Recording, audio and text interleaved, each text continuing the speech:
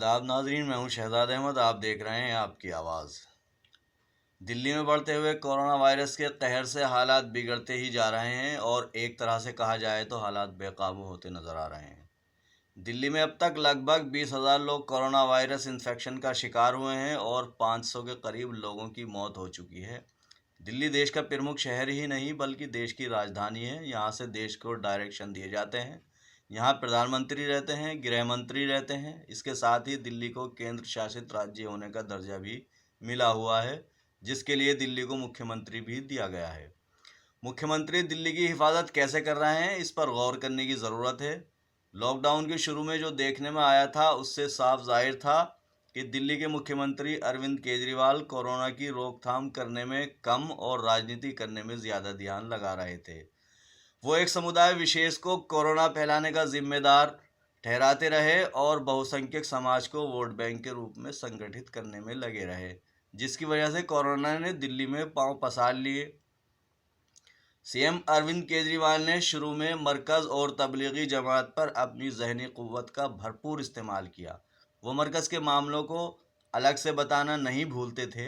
मसलन दिल्ली में अगर 100 मामले सामने आते थे तो उसमें वो ये बताना नहीं भूलते थे कि इनमें 60 मामले मरकज़ से जुड़े हुए लोगों के हैं और 40 मामले दूसरे लोगों से जुड़े हुए हैं। उनका ये गैर जिम्मेदाराना रवैया दिल्ली के लिए कितना घातक साबित होगा, इसका अंदाज़ा उन्हें नहीं था।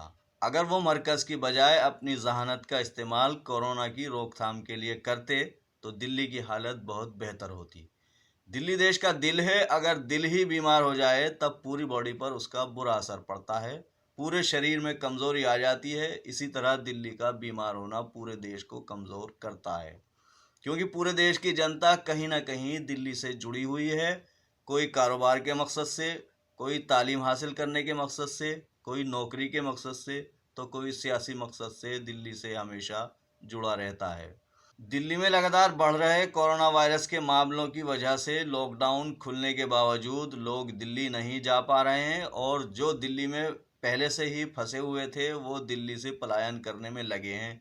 मुख्यमंत्री अरविंद केजरीवाल की घोर लापरवाही ने दिल्ली को बड़ी मुसीबत में डाल दिया।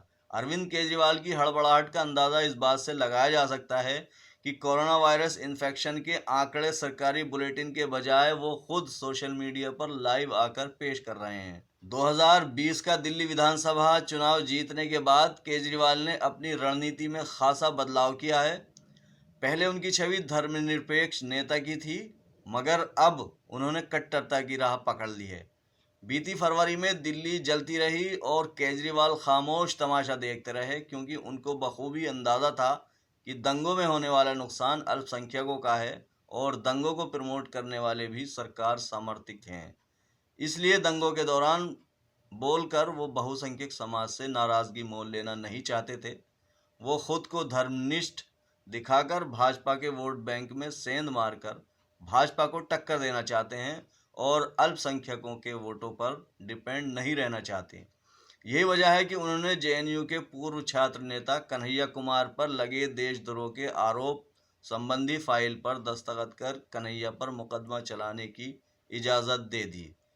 आम आदमी पार्टी की सरकार दिल्ली वालों को सब कुछ फ्री देने का ढोल पीटती रही और अब कह रही है कि लॉकडाउन के चलते उनके पास इतना रुपया नहीं बचा जिससे वो कर्मचारियों की तनख्वाहें भी अदा कर सकें।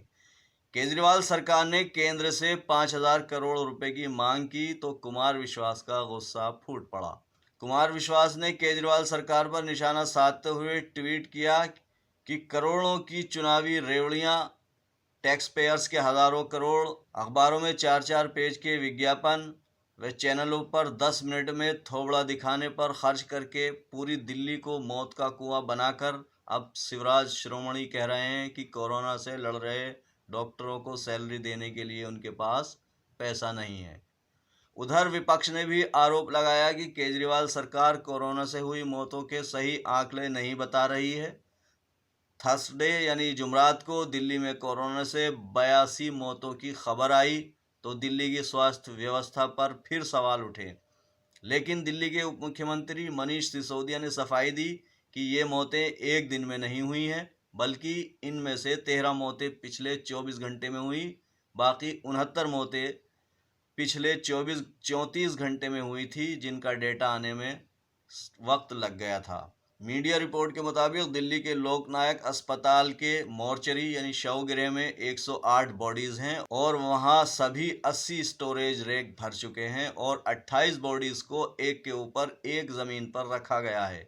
एक रिपोर्ट में यह भी कहा गया है कि 26 मई को निगम बोध घाट में 8 शवों को लौटा दिया, क्योंकि उनके पास फैसिलिटी ना होने की वजह से वो बॉडीज़ को लेने की हालत में नहीं थी, क्योंकि वहां 6 में से सिर्फ 2 भट्टी ही काम कर रही हैं।